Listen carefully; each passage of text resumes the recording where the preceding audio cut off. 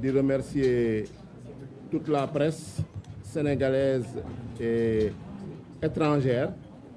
mu nga xam ne wuyu si na le groupe parlementaire Pastef les Patriotes ñu woote tey un point de presse bi nag ñu consacré ko à la session extraordinaire de l'Assemblée nationale di remercier également sénégalais yi ñuy seetaan africains yi ak képp ku ñu seetaan foo nekk ci àdduna bi di remercier tous les membres du groupe parlementaire ici présents pour leur disponibilité. Point de presse bi man maa koy animé avec mon collègue Guy Marius Sagna mu nga xam ne moom auteur la ci proposition de loi relative au régime juridique des crédits spéciaux. Donc comme nu ngeen ko xamee Assemblée nationale convoqué na session extraordinaire depuis le lundi 10 août ñu ubbi ko lundi bi am quorum tàmbali liggéey bi. Ordre du jour bu ñu fixé am na ñetti projet de loi ak ñaari proposition de loi ak ay projet de résolution commission d'enquête parlementaire. Ci projet de loi yi mu nga xam ne texte yi nga xam ne gouvernement moo ko déposé Assemblée nationale mun nañ ci lim code du travail, code de la sécurité sociale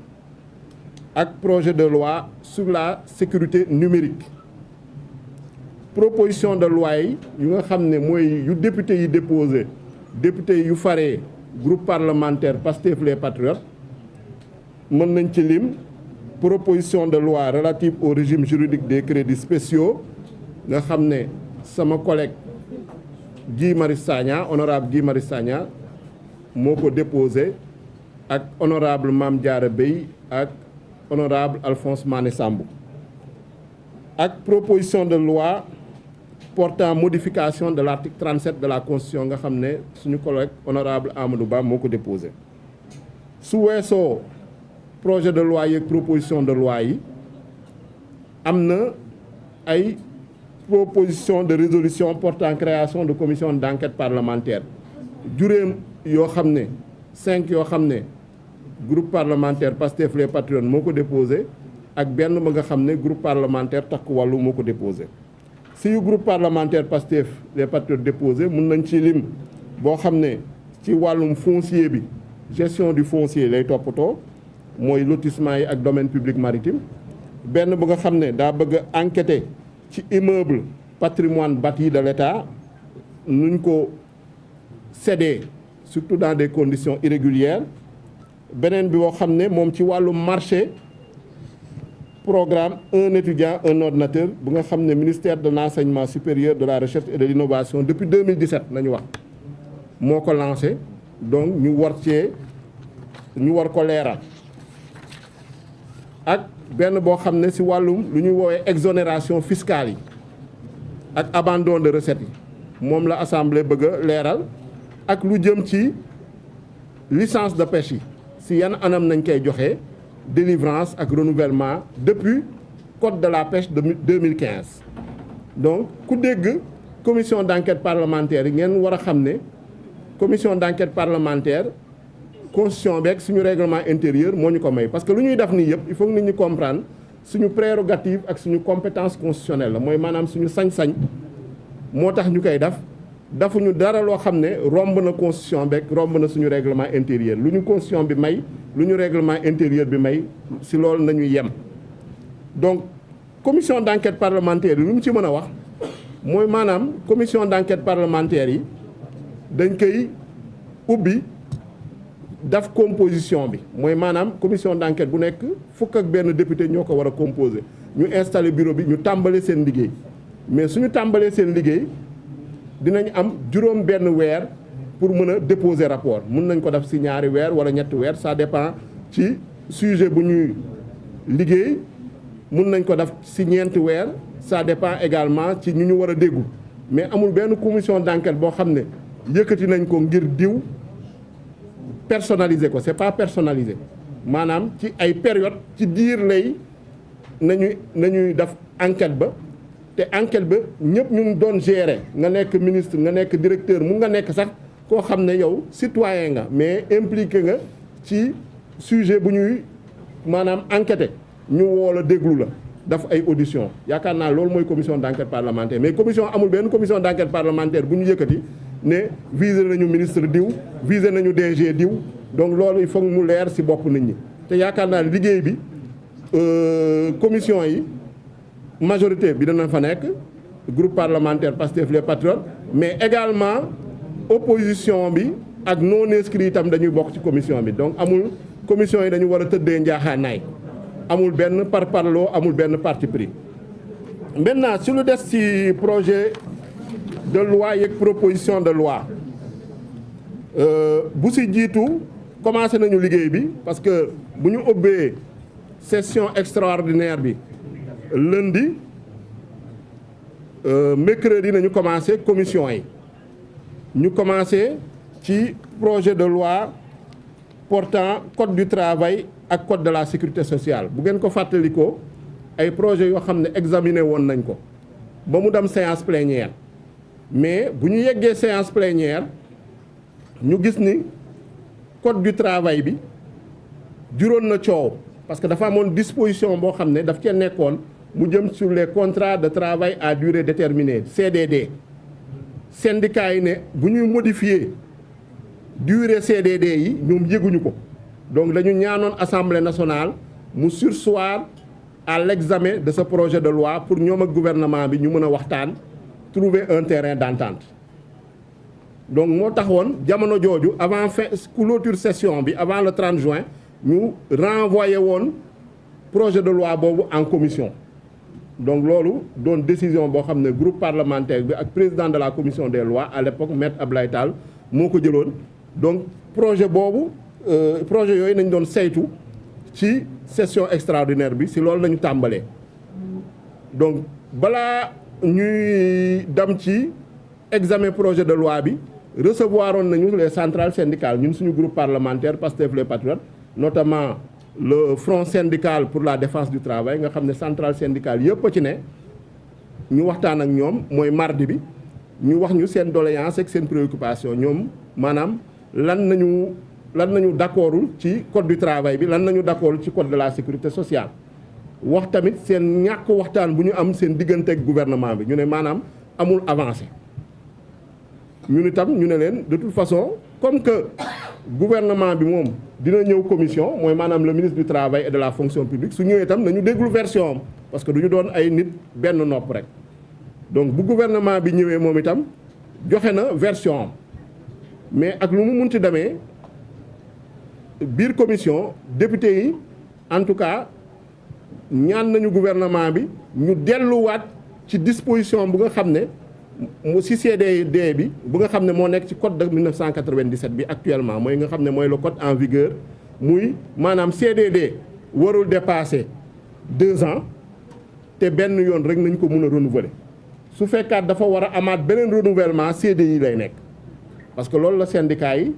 ak syndicat de travailleurs yi doon laaj gouvernement bi nag nee na lu tax ñu yokkoon durée CDD yi mayaat beneen renouvellement mooy favoriser investissement yi ak jéem a jàppale également les employeurs ñu ne loolu yaakaar naa ni disposition actuelle bi maanaam kenn remettre ko en cause donc su fekkee dañuy bëgg a tamit favoriser l'emploi on ne peut pas être plus royaliste que les rois mooy maanaam dañu def loo xam ne travailleurs yi moom nañu bëgg moo tax am suñu benn collègue boo xam ne député bu déposé amendement boobu ñu adopté ko maanaam delloowaat article 100 bi fu mu nekkoon modifié waat CDD bi durée maximale 2 ans renouvelable une seule fois ñu soog a adopté le code du travail et le code de la sécurité sociale en commission te jàpp am nañu yaakaar ni suñu ñëwee en séance plénière tamit noonu lay demee su fekkee ni gouvernement bi changé wul position ci diggante bi donc loolu jaroon na leeral beneen projet de loi ba nga xam ne tamit saytu nañ ko moo jëm ci sécurité numérique boobu tam saytu nañ ko en commission muy maanaam projet de loi boo xam ne day jéem a teg ay motuwaay pour xeex lépp luy cyber attaques yi ak cybercriminalité boobu tamit am nañ saytu nañ ko en commission jox nañ suñu xalaat gouvernement bi gis nañ ci ay yenn insuffisance yi wax nañu gouvernement bi mu jël ci ay motuwaay daf ci ay amendement donc balaa ñu kaa adopté également donc bu weesoo loolu ñu ñëw ci proposition de loi yi comme ni ñu ko waxee ñaar la benn bi moo jëm ci modification de l'article 37 de la constitution beneen bi moo jëm ci proposition de loi relative au régime juridique des crédits spéciaux muy les fonds spéciaux donc bu si jiitu ci moom lay wax après ma may sama collègue Guy Marius Sagna mu wax ci crédits spéciaux yi puisque moom mooy auteur bi ci article 37 modification article 37 de la constitution bu ngeen di fàttaliku dafa nekkoon ci ñun proposition de loi portant révision constitutionnelle bu ñu déposé woon examiné ko assemblée nationale ba adopté ko gouvernement bi exécutif bi ou du moins président de la république saisir woon conseil constitutionnel à l'époque parce que nee na dafa laajoon vote bloqué maanaam dafa d'accordul woon ci yenn dispositions yu bëri yi mu laajoon vote bloqué assemblée nationale nangu ko woon conseil constitutionnel ne procédure bi jaarul woon yoon moo tax conseil constitutionnel dakkaloon proposition de révision constitutionnelle ba nga xam ne jëloon nañ te proposition de révision constitutionnelle boobu lu tax ñu jëloon ko ñëpp fàttaliku ay engagement la woon yu nga xam ne daf nañ fi ay dialogue assise nationale jaar na fi commission nationale de réforme des institutions jaar na fi dialogue national sur la justice en 2024 daf nañ ko fi dialogue national sur le système politique en 2025 daf nañ ko fi donc daf nañ fi ay dialogue yu dul jeex ñu jàpp ni nag jot na dialogue yooyu ñu traduire ko en réforme ñëpp a ngi fàttaliku président de la république nee woon na réforme yooyu dina ko indi assemblée nationale avant la fin du mois de mars jàll avril jàll kenn déggu ci dara donc moo tax assemblée nationale ñun député groupe parlementaire yi jël suñu responsabilité jël suñu initiative déposer proposition boobu parce que ñu jàpp ni engagement yu nga xam ne moom nañu jëloon depuis ñu démarré en politique muy 2014 moom nañu jëloon en 2019 moom nañu jëloon en 2024 ba sénégalais yi wóoluñu tey ñu am une majorité parlementaire engagement yooyu il faut ñu traduire ko en réforme concrète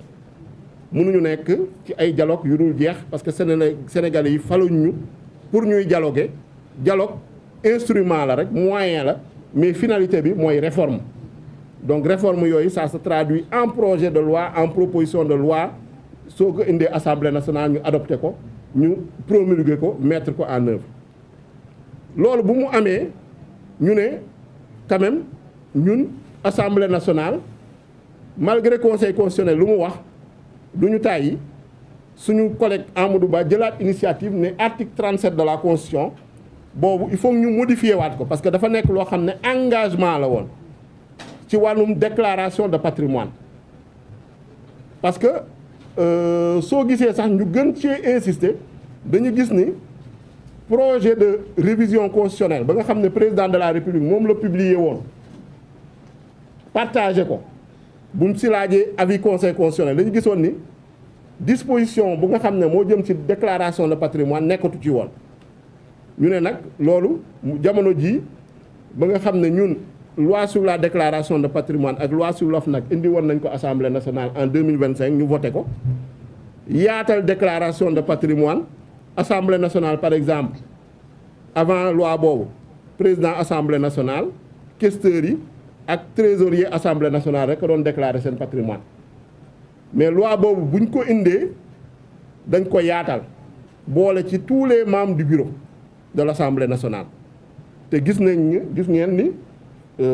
OFNAC publié na récemment ñan ñoo déclarer seen patrimoine yaakaar naa ni pratiquement membre bureau assemblée nationale bi yëpp ñu bokk ci Pastef déclaré nañ kenn rek a ci déclaré wul kooku takku wàllu la bokk donc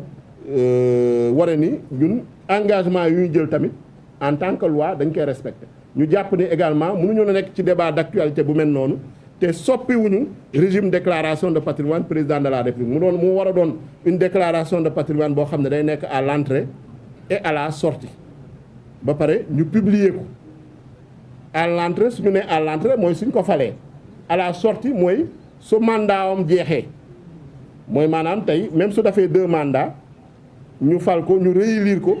su 2e mandat bi jeexee lay déclarer waat en tout cas patrimoine am pour ñu xool variation entre patrimoine yi lan moo ci am ci diggante bi te loolu lu yenu maanaa la parce que loi sur l'OFNAC également loolu la wax par rapport ak yenn autorités yi muy premier ministre muy président de l'Assemblée nationale ñooñu suñu dañuy déclarer seen patrimoine à l'entrée mais dañuy déclarer également à la sortie pour ñu vérifier waat donc on ne peut pas le président de la République ne peut pas faire moins que lu nekk sur la loi sur la déclaration de patrimoine donc loolu moo tax ñu dugal ko ci constitution bi bañ ko dugalee ci constitution bi nag yónnee nañ ko président de la République bu ko bureau adopté président de la République joxe ci ay observations mais gis nañ ne bu mu ñëwee en commission ministre de la justice ba nga xam ne moo représenté gouvernement daf ci indi ay amendement yu mu ci indi mooy maanaam ñoom dañu bëgg lu nga xam ne moom nañu ne dañuy publier déclaration patrimoine président de la République ñu yaatal ko également ci premier ministre ak président de l'Assemblée nationale loolu buñ ñu ko présenté commission député yi waxtaan député yi ne loolu tamit gisuñu ci benn problème puisque dañu bëgg mu leer rek kon yaakaar naa ni nañu leeral lépp amendement boobu ñu adopté ko en tout cas ñun suñu groupe parlementaire député yu nekkoon commission à l'unanimité nañu adopté amendement boobu donc yaakaar naa ni jamono ji en séance plénière texte amendé boobu nañuy présenté muy texte amendé article 37 de la Constitution te am nañu yéene également voté ko massivement suñ ko voté massivement nag ñëpp xam nañ ni constitution bi lu mu wax constitution bi nee na loi constitutionnelle bés bu ñu ko adopté à la limite à la majorité des 3/5 président de la République su ko neexee promulguer ko su ko promulguer loi boobu day entrer en vigueur donc gëm nañ ni comme que président de la République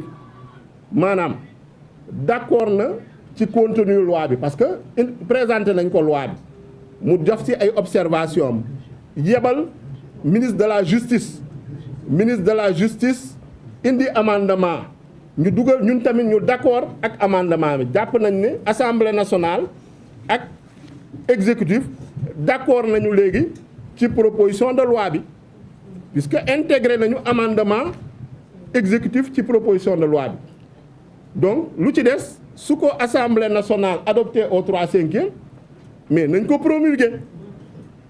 yaakaar naa ni loolu moo jaadu loolu moo yenu maanaa comme dañu bëgg lu leer yaakaar naa ni nañ ko promulguer mu gaaw su fekkee Assemblée nationale adopté na ko au 3/5 te ñun groupe parlementaire Pastef les Patriotes am nañu yéene adopté ko le plus largement possible au 3/5 su neexee yàlla donc jàpp naa ni foofu warul am parce que xam nga loi soo ko adopté au 3/5 balaa président di ko promulguer dina am juróom-benn fan bu nga xam ne diggante boobu mën na am recours devant le conseil constitutionnel ñun nag amuñu yéene def recours te duñ ko def incha allah jàpp nañ tamit ne président de la république parce que intégré nañu ay amendement yu mu indi woon en commission moom itam du def recours donc lu ci des jàpp nañ ni tamit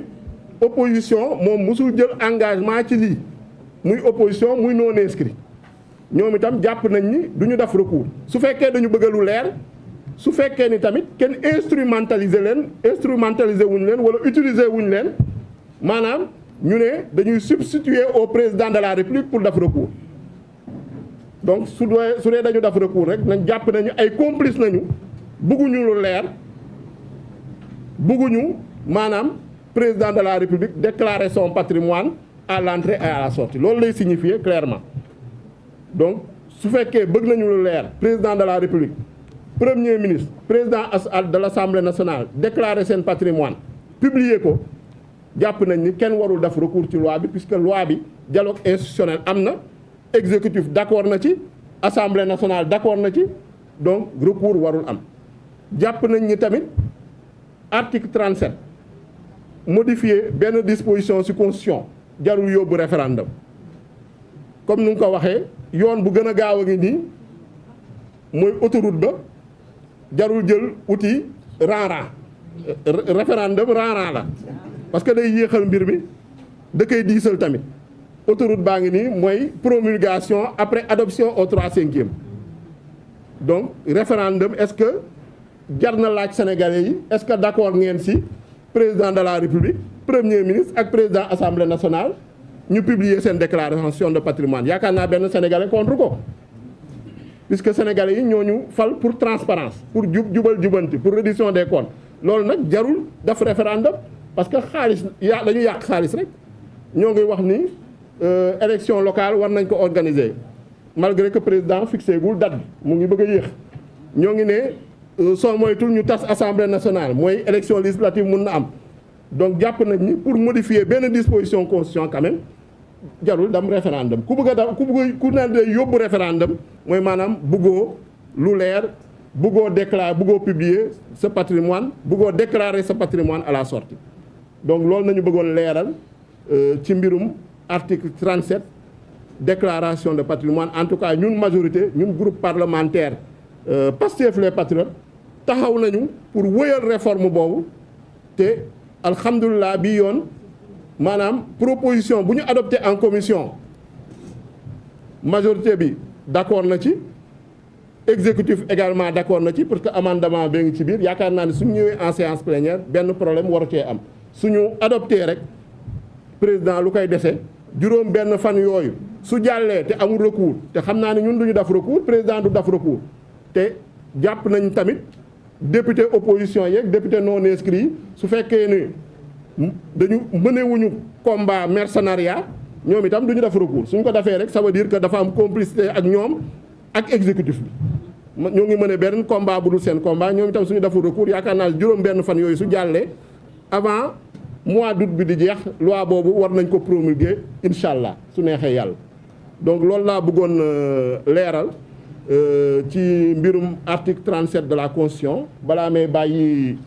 sama collègue honorable Guy Marius Sagna mu ñëw wax ci wàllum crédits spéciaux après ñu résumer lu ñu wax également en français su neexee yàlla jërëjëf. jërëjëf président Ayib mbokk yi ñu ngi leen di nuyu yéen ñëpp ci seen tur ak seen sant. ba léegi baaxul. waaye ñu échange on va échanger. non non c'est bon. si mu gën a central. Cheikh xanaa bii pas Dakar Actu du wax ne maa ngi nelaw de ah Cheikh. damaa war a topp Dakar Actu pour diffamation. non du ma leen baal. mbokk yi maa ngi leen di nuyu yéen ñëpp ci seen tur ak seen sant di rafetlu seen teewaay yéen ñëpp di si jiital suñu gan yi muy journaliste acteur de la presse yi fi nekk di nuyu suñu mbokk député yi président Ayib daanaka li may waaj a wax mënoon na ko wax du ma dellu si